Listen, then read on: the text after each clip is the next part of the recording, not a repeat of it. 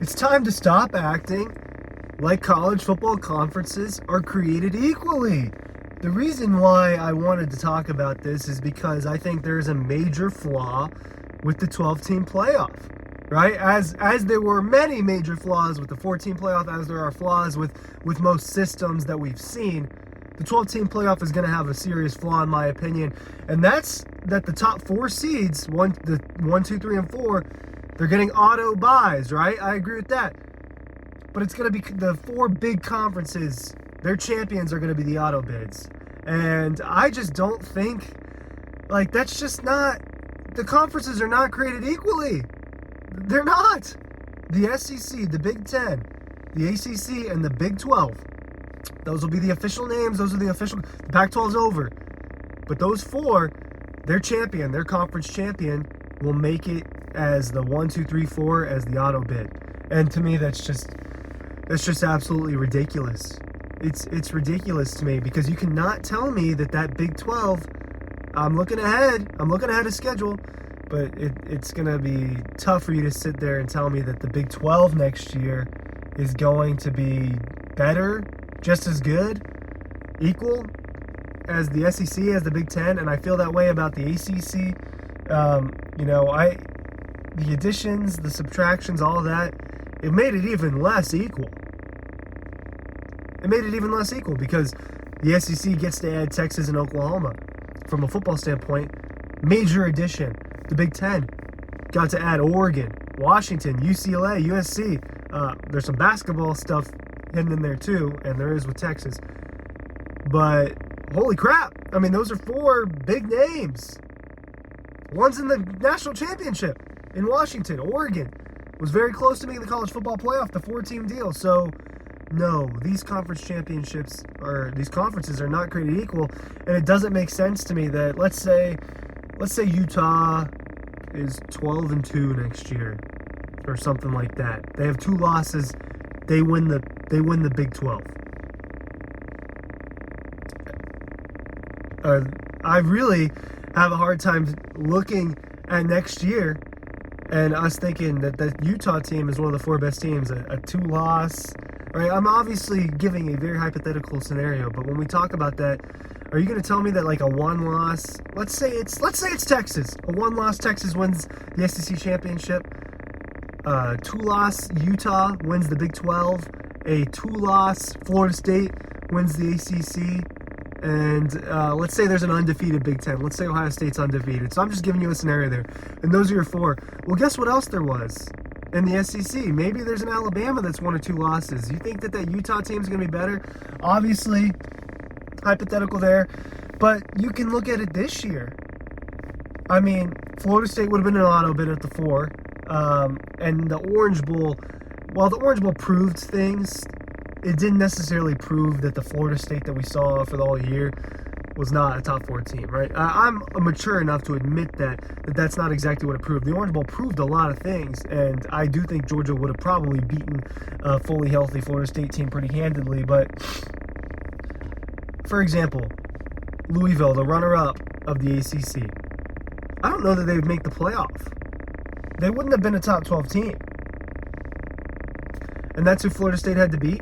So that's one of my bigger points. Ryan Curley from Dawg Post here, talking about next year's college football playoff and the major flaw that I think there is with it, and that's that the conference champions are going to have an auto bid into that top 4. They're going to get a bye week.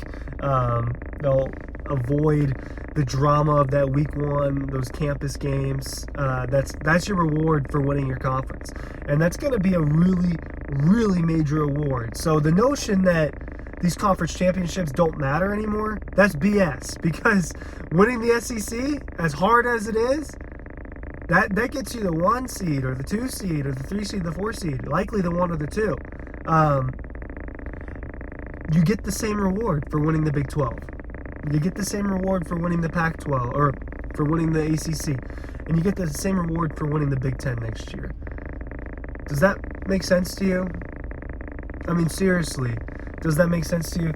I'm not a hater. I don't hate any of the, I don't hate these things, but, so it probably sounds really negative, but I'm looking at the ACC right now.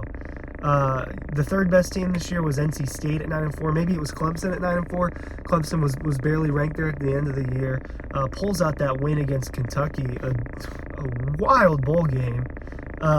Before Louisville, your second best team, and I harped on it all year how bad of a Louisville was a one-loss team for a very long time this season, and I felt like I wrote in our picks every single week. Trust me, this might be a one-loss team, but this is not a good football team. They got dismantled offensively, defensively, right? They got a bunch of points scored on them. But USC's backup quarterback, a 5-loss USC team in a Pac-12 that was overrated. There was a lot of fun in the Pac-12. It was a lot of fun in September, right? The Pac-12 was a lot of fun. All of the Colorado fun we had. I know that we were all up together at 2 a.m. when Colorado and Colorado State were playing. I'm glad that we were all awake for that. And it was a lot of fun, but that conference was a little overrated. Oregon and Washington were obviously for real. And I don't think that Oregon State was a very good team. Utah was solid, not great. Arizona ended up being the third best team in the conference. But you get my point. USC, a team that was a 5-loss team, couldn't stop anyone from scoring. Well, you kind of got beat up on Louisville. You got beat up by a USC team. When you let a backup quarterback throw 6 touchdowns on you in a bowl game, that's not a good look for the conference. And that's my point. These things aren't created equal. I mean, the 6th or 7th best team in the SEC this year, Tennessee, 35-0, the Big Ten runner-up. That was the score with their freshman starting quarterback. I don't know all of the circumstances for Iowa, but 35-0. That was the score. The 6th best SEC team by record-wise, right? At 9, and they were 8-4 heading into that game. I don't remember Iowa's record. I actually do have it pulled up. Iowa, same deal. They entered that game 9-4, or 10-3 actually.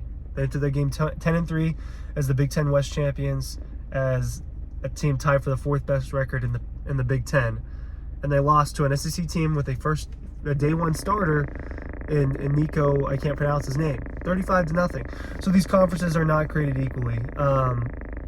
And what's going to happen next year is someone from the Big 12 is going to get a bye. And now, things can change. This is a right now conversation, and I feel as if this conversation isn't going to change in 8 months, 9 months, 10 months as the season goes on, and then we're getting towards the end. I don't think that the notion of this conversation is going to change, but I do think that the circumstances might. Like maybe whoever wins the Big 12 actually does look dominant. Well, that's a different story.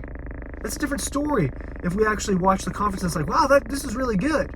But this is based off of history and moving forward, and I know there's a lot of changes. It's going to be hard to predict, but it's hard for me to sit here and say that I think whoever wins the Big 12 is going to get an automatic bid over like an SEC or a possible Big Ten runner-up, right? It'll be different next year in the Big Ten. It won't be like an Iowa situation. You're going to have Oregon and Washington, and the other two come over. And the Big Ten will be a more competitive conference now. The conferences bolstered up. All this realignment, the 2 conferences that bolstered up were the Big Ten and the SEC. And the Big 12 and the ACC and the Pac-12 were left either to die or left picking up the pieces, picking up less important puzzle pieces. The Big 12, one of their big moves was that UCF and Cincinnati and Houston and BYU. You get Utah, you get Colorado, you get some other teams. It's going to be a big conference over there for the Big 12, but you're losing your biggest 2 brands. You're losing your 2 biggest brands to the SEC. So no, they're not created equally, and I think it should be the 4 best.